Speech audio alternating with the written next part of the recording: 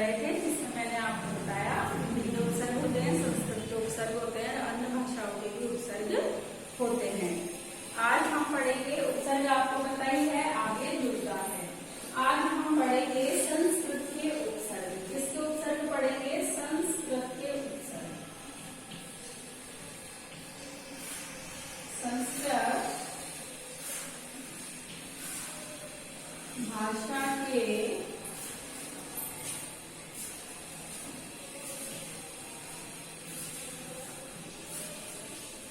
क्या पढ़ेंगे आज हम? आज हम पढ़ेंगे संस्कृत भाषा के उपसर्ग। ठीक है बच्चों, आज हम ये पढ़ेंगे संस्कृत भाषा के उपसर्ग।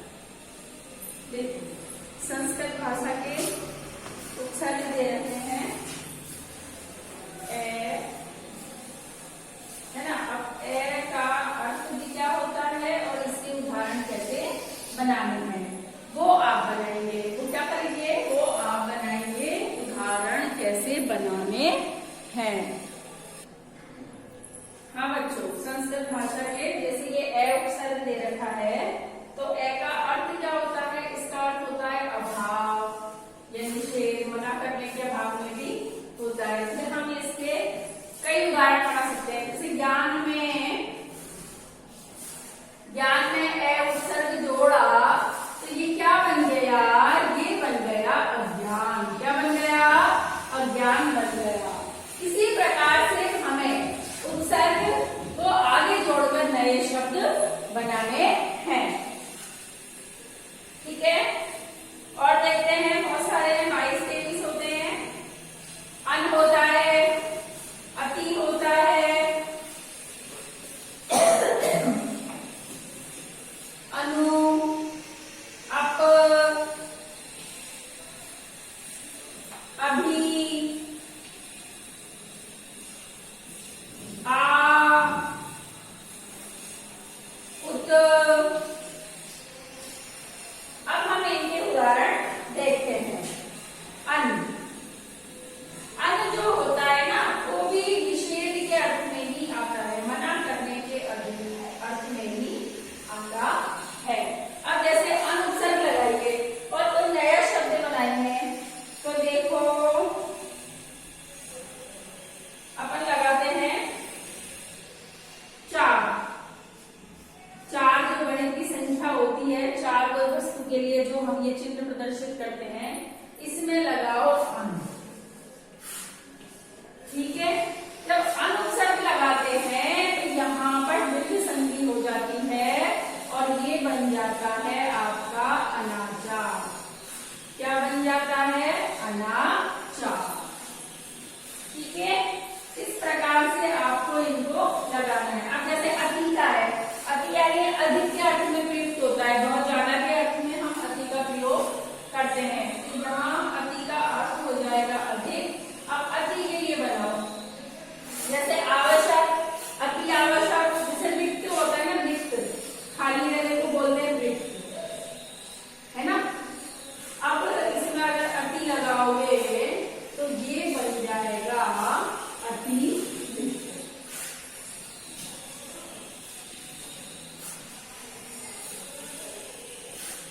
ठीक है बच्चों, इस प्रकार आपको ये बनाने हैं। इनके अभी हम बता देती हूँ इतने, तो फिर बाकी आप अपने हिसाब से, अपनी कल्पना से, अपने दिमाग से, अपनी बुद्धि से, अपने विवेक से बनाएंगे। अनु का मतलब होता है जैसे किसी का पीछे करना है, यानी पीछे हो जाएगा इसका, ये अर्थ है इनके। अनु का अर्थ क्या है? पीछे है। अब जैसे अनु का बना लेते हैं गमन। ये होता है अपना गमन, गमन यानी जान, और ये इसमें लगा दिया मैंने अनुगमन, तो ये क्या हो गया? पीछे जाना, पीछे चलना। ठीक है, तो ये हो गया आपका अनुगमन। ठीक है, ऐसे संस्कृत में 22 ही उपसर्ग माने जाते हैं, लेकिन कभी कभी अलग अलग मत के अनुसार 22, वैसे 22 होते हैं, लेकिन 22 के कभी कभी 23 भी बता दिए जाते हैं। अब देखते हैं अप यानी क्या होता है? अप यानी होता है बुरा,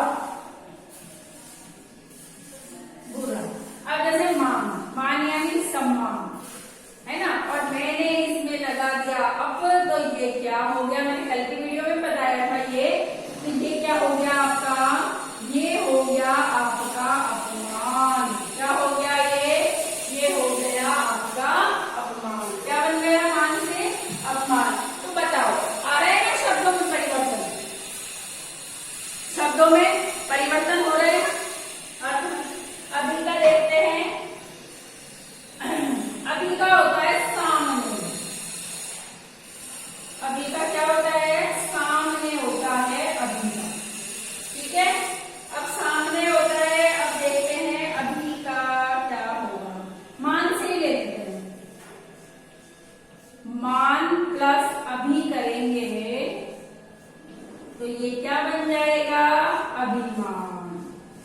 क्या बन जाएगा, अभिमान। अभिमान यानी होता है घमंड, अहंकार, गर्व, ठीक है ना भाई। यहाँ तो आ रहा था मान, मान यानी सम्मान, और अभी लगा के पड़ गया अभिमान यानी घमंड आ गया, और यहाँ पर अब मैंने जब लगाया मान में तो ये क्या हो गया, अपमान। तो अपमान किसके लिए, बेइज्जती के लिए। अब देखो आ का अर्थ होता है तक, लेकर, सीमित, ऐसे तक लिख देते हैं अपन, ठीक है। अब लिखो चरण। चरण क्या होते हैं, पैर। चरण क्या होते हैं, पैर। क्या होते हैं चरण, पैरों को बोलते हैं ना। अब इसमें आ उपसर्ग लगाया तो ये क्या बन गया, आचरण। क्या बन गया, आचरण। कई बार आपने घरों में सुना होगा बात करते हुए, या टीवी पर भी देखा होगा, ऐसे कहा जाता है ना, इसका आचरण ठीक नहीं। आचरण है चरित्र, है ना। अब है उत। उत का मतलब होता है श्रेष्ठ।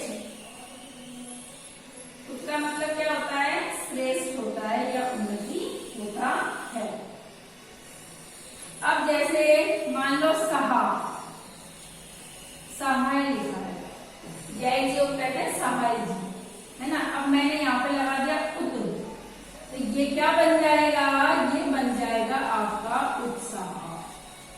क्या बन जाएगा, ये बन जाएगा आपका उत्साह। इस प्रकार संस्कृत के उपसर्ग बनाए जा सकते हैं। इस प्रकार ये उपसर्ग जो होते हैं, इनको यदि हम शब्दों के आगे लगाते हैं तो इनके अर्थ में परिवर्तन हो जाता है और एक नई विशेषता आ जाती है, यानी इनका अर्थ ही बदल जाता है। तो ये है आपके संस्कृत के उपसर्ग। आपकी जो किताब है हिंदी व्याकरण की, जो आपके विद्यालय में चलती है, उस पुस्तक में से आपको जितने भी संस्कृत के उपसर्ग दे रखे हैं उन सबको पढ़ना है। क्या करना है, उन सबको पढ़ना है, और अपनी रफ कॉपी में आप अपने मन से इनको लगा करके देखेंगे और नए शब्दों का निर्माण करेंगे। आप डायरी नोट करिए, आज आपका यही होमवर्क है। संस्कृत के